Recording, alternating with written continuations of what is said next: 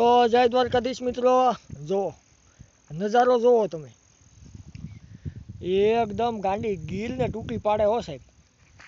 અને આ બધા માલ એક બાજુ સરતા આવે છે અને સિંહ છે અહીંયા.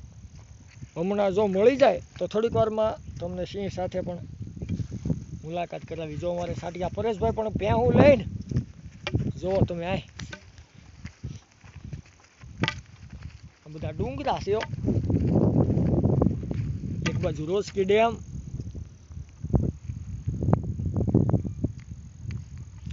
ખૂબ સરસ નજારો.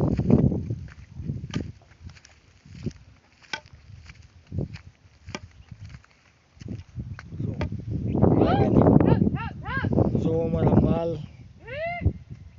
સરતા આવે છે. આ બાજુ રોજકી ડેમ,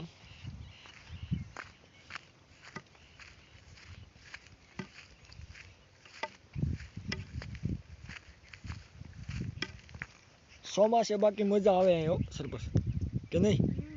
હે, લીલું સમ હોય બધું.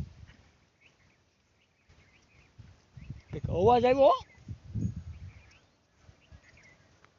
આંબી ન જાય હો, નકરી એકાદી ને ટાળી દે ને વગર ને